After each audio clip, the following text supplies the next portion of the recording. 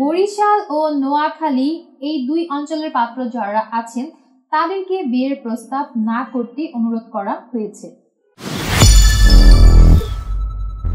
আসসালামু আলাইকুম দর্শক, সকলকে স্বাগত জানাচ্ছি। আমি অনন্যা।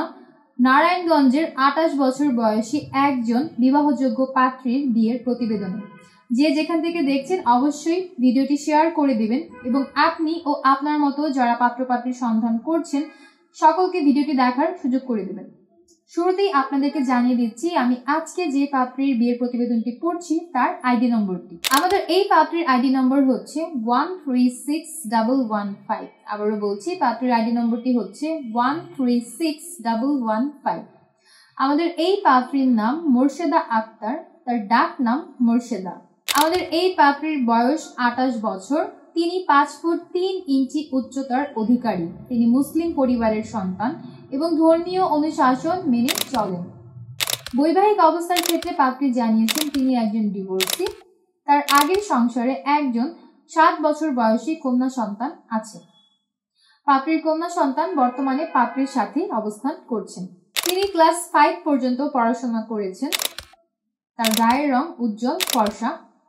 তিনি বর্তমানে নারায়ণগঞ্জে অবস্থান করছেন এবং তিনি নারায়ণগঞ্জেরই একটি গার্মেন্টসে জব করছেন। আমাদের এই পাত্রীর রক্তের গ্রুপ বি পজিটিভ। শখ ও আগ্রহের ক্ষেত্রে পাত্রী জানিয়েছেন তিনি ঘরের কাজকর্ম করতে বেশি পছন্দ করেন, পাশাপাশি রান্নাবান্না করতেও তার ভালো আগ্রহ আছে।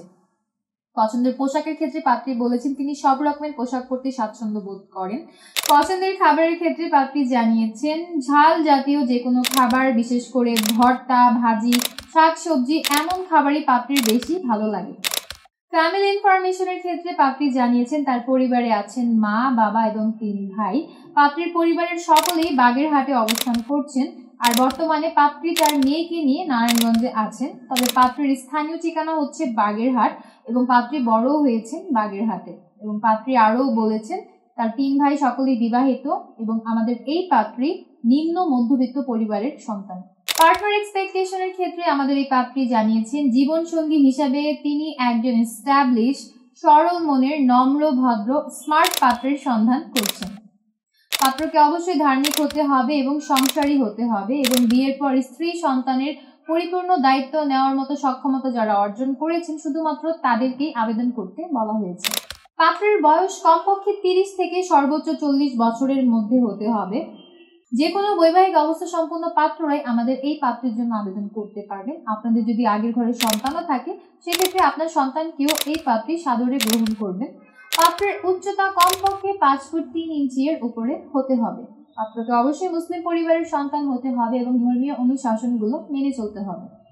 শিক্ষাগত যোগ্যতার ক্ষেত্রে পাত্রী বলেছেন কমপক্ষে এসএসসি কমপ্লিটেড পাত্র যারা আছেন শুধুমাত্র তারাই আবেদন করতে পারবেন। যে কোনো গায়ের রঙের পাত্রদের বিয়ের প্রস্তাবে আমাদের এই পাত্রী আগ্রহী আছে।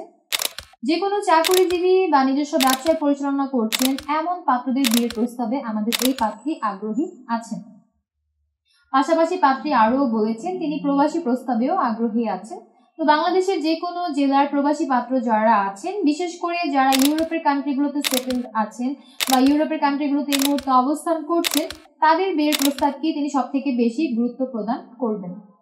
সীমাবদ্ধতার ক্ষেত্রে পাত্রী জানিয়েছেন বরিশাল ও নোয়াখালী এই দুই অঞ্চলের পাত্র যারা আছেন তাদেরকে বিয়ের প্রস্তাব না করতে অনুরোধ করা হয়েছে এবং পাত্রী অগ্রাধিকারের ক্ষেত্রে এইটা জানিয়েছেন আমাদেরকে মূলত বিয়ের পর তাকে এবং তার কন্যা সন্তানকে যারা মন থেকে অ্যাকসেপ্ট করতে পারবেন শুধুমাত্র তাদেরকেই বিয়ের প্রস্তাব করতে বলা হয়েছে। এই ছিল দর্শক আমাদের আজকের পাত্রীর বিয়ের প্রতিবেদন শুনে এবং পাত্রীর ছবি দেখে যাদের ভালো লাগছে এখনই ডাউনলোড করুন ম্যাট্রিমোনিয়াল অ্যাপ, সম্পূর্ণ ফ্রিতে রেজিস্ট্রেশন করে একটা অ্যাকাউন্ট ওপেন করুন।